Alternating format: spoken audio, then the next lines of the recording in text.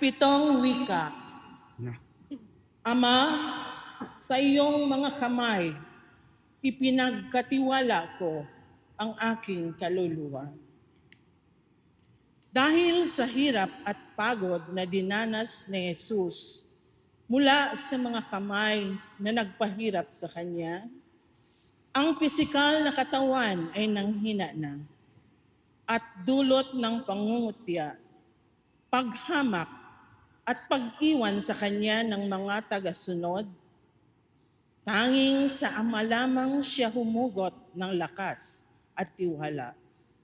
Kaya nasambit niya ang mga katagang, Ama, sa iyong mga kamay, ipinagkatiwala ko ang aking kaluluwa.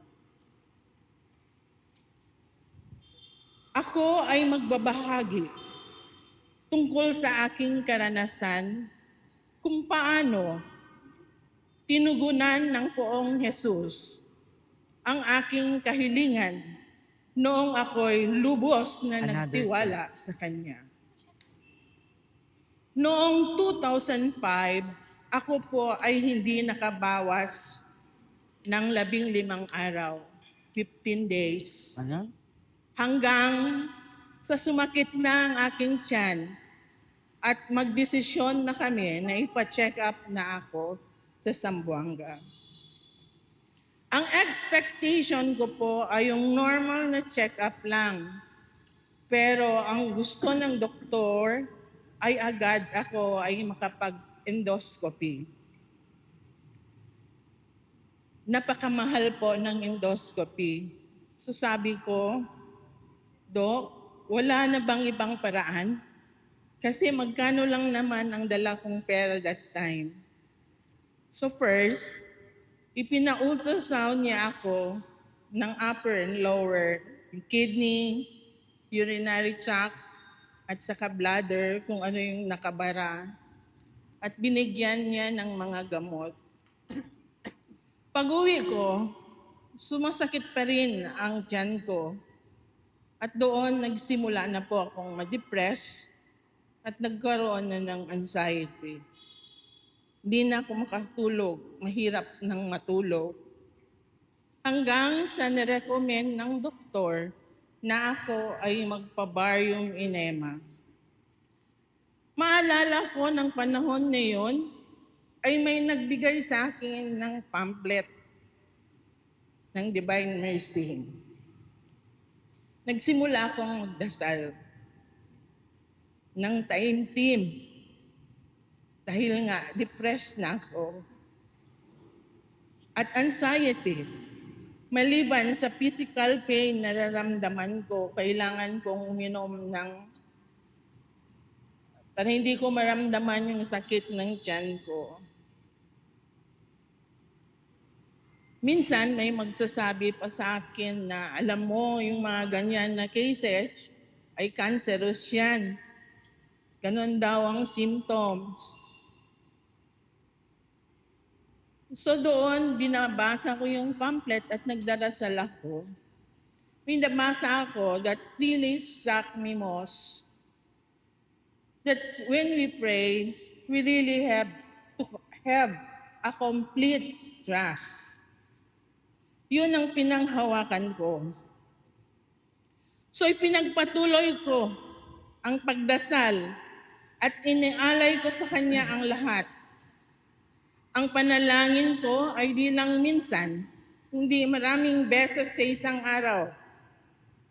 Hanggang sa nakapag-barium enema ako at ang resulta ay may posibilidad daw na I have intraluminal mass lesion that I really need that colonoscopy na sinasabi ng doktor as soon as possible.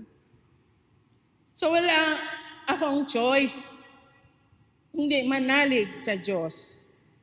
Lalo na noong panahon na yon, ay maliliit pa ang mga anak ko. Yung eldest is only 15 years old and the youngest was 5 years old. Hiniling ko na sana kung kunin niya ako, ay palikihin muna ang mga bata. I continued praying the novena. Ginawa ko siyang parang therapy hanggang sa ako ay makapag-colonoscopy. After kong mag-colonoscopy at magising ako, sinabi ng doktor na wala naman akong cancer at niyakap niya ako. Doon, napagtanto ko na ginamot ako ng Poong Jesus. Binagbigyan niya ang kahilingan ko.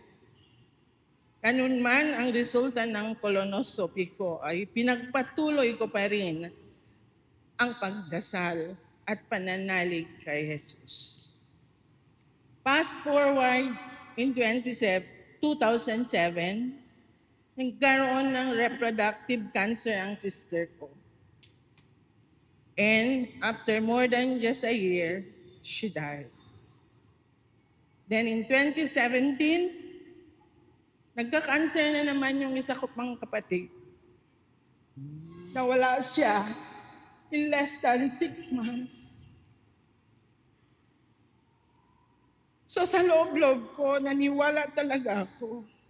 Ginamot ako ni Jesus.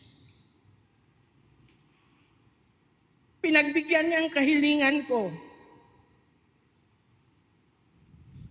Tunay na kapag ipinagkatiwala natin ang hamon ng buhay sa Panginoon, hindi tayo mabibigo.